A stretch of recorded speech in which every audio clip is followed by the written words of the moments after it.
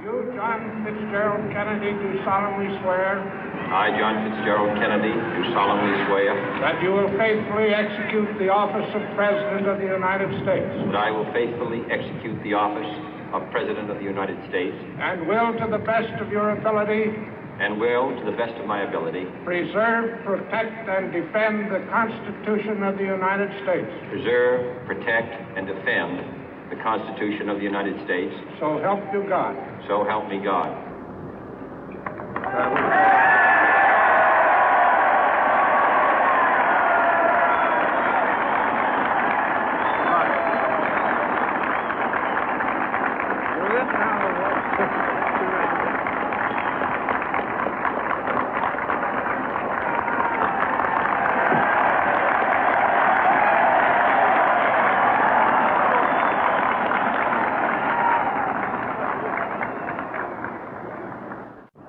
Vice President Johnson, Mr. Speaker, Mr. Chief Justice, President Eisenhower, Vice President Nixon, President Truman, Reverend clergy, fellow citizens. We observe today not a victory of party, but a celebration of freedom, symbolizing an end as well as a beginning, signifying renewal as well as change. For I have sworn before you and Almighty God the same solemn oath our forebears prescribed nearly a century and 3/4 ago. The world is very different now, for man holds in his mortal hands the power to abolish all forms of human poverty and all forms of human life.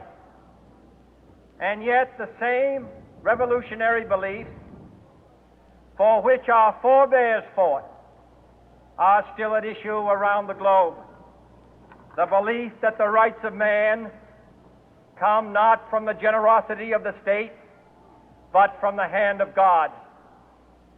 We dare not forget today that we are the heirs of that first revolution.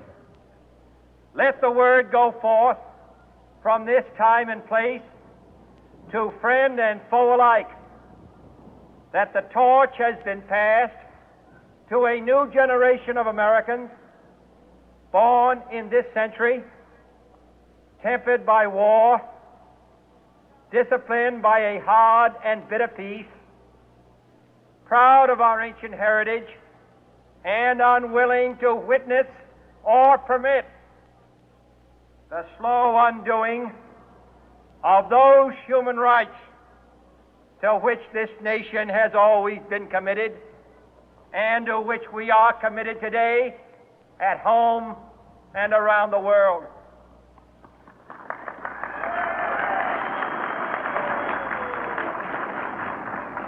Let every nation know, whether it wishes us well or ill, that we shall pay any price, bear any burden, meet any hardship, support any friend, oppose any foe to assure the survival and the success of liberty.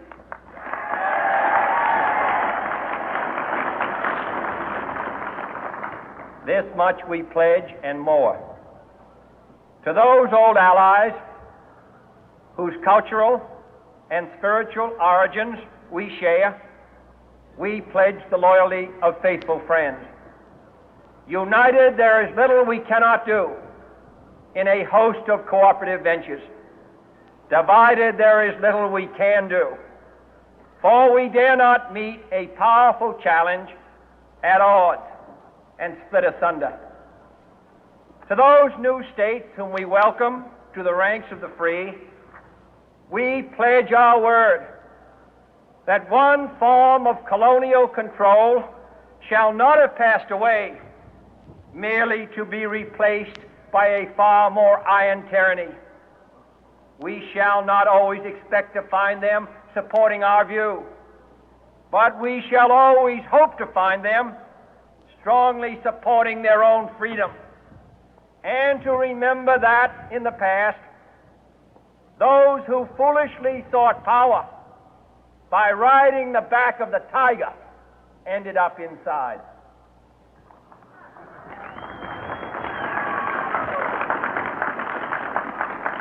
To those people in the huts and villages of half the globe struggling to break the bonds of mass misery, we pledge our best efforts to help them help themselves for whatever period is required, not because the communists may be doing it, not because we seek their votes, but because it is right. If a free society cannot help the many who are poor, it cannot save the few who are rich.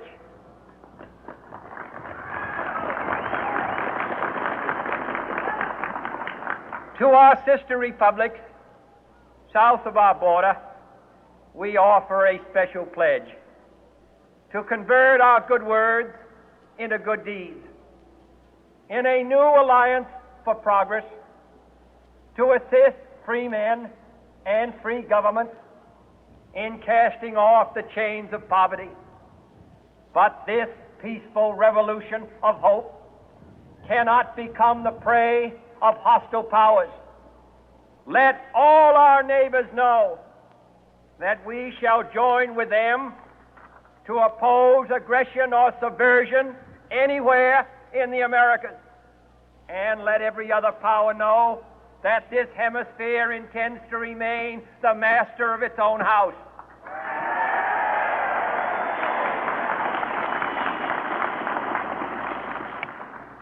To that World Assembly of Sovereign States, the United Nations, our last best hope, in an age where the instruments of war have far outpaced the instruments of peace, we renew our pledge of support to prevent it from becoming merely a forum for invective, to strengthen its shield of the new and the weak, and to enlarge the area in which its writ may run. Finally, to those nations who would make themselves our adversary, we offer not a pledge, but a request that both sides begin anew the quest for peace. Before the dark powers of destruction, unleashed by science, engulf all humanity in planned or accidental self-destruction, we dare not tempt them with weakness, for only when our arms are sufficient beyond doubt can we be certain beyond doubt that they will never be employed. But neither can two great and powerful groups of nations take comfort from our present course, both sides overburdened by the cost of modern weapons, both rightly alarmed by the steady spread of the deadly atom, yet both racing to alter that uncertain balance of terror that stays the hand of mankind's final war.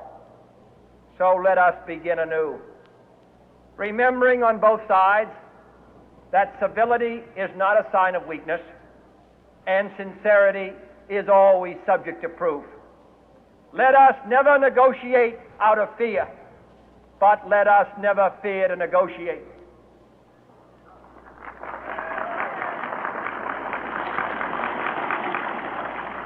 Let both sides explore what problems unite us, instead of belaboring those problems which divide us.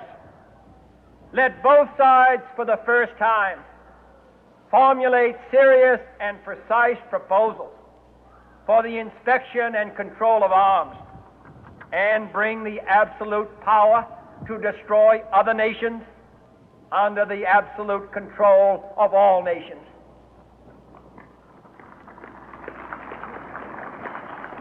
Let both sides seek to invoke the wonders of science instead of its terrors. Together, let us explore the stars, conquer the deserts, eradicate disease, tap the ocean depth, and encourage the arts and commerce.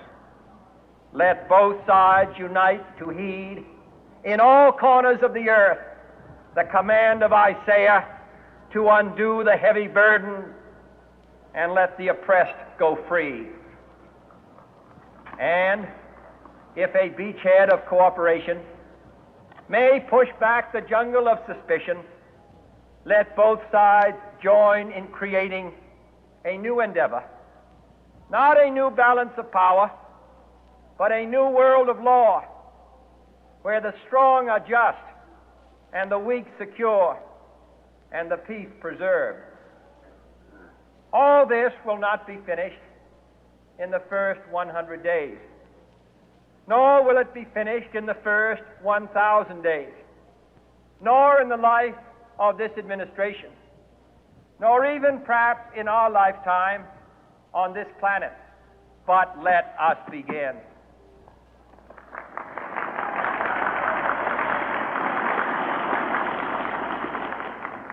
In your hands, my fellow citizens, more than mine, will rest the final success or failure of our course.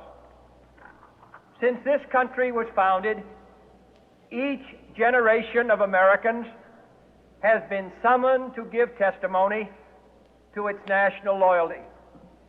The graves of young Americans who answered the call to service surround the globe.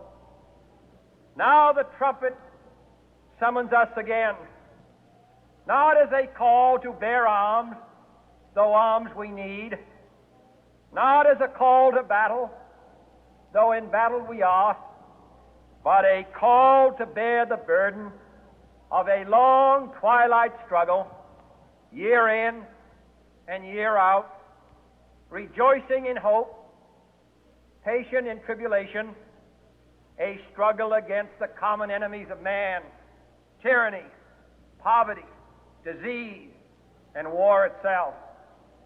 Can we forge against these enemies a grand and global alliance, north and south, east and west, that can assure a more fruitful life for all mankind?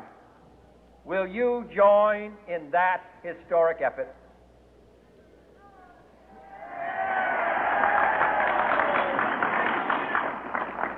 In the long history of the world, only a few generations have been granted the role of defending freedom in its hour of maximum danger. I do not shrink from this responsibility. I welcome it.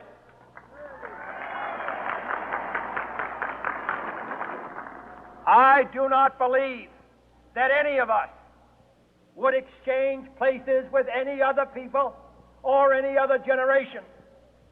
The energy, the faith, the devotion which we bring to this endeavor will light our country and all who serve it. And the glow from that fire can truly light the world.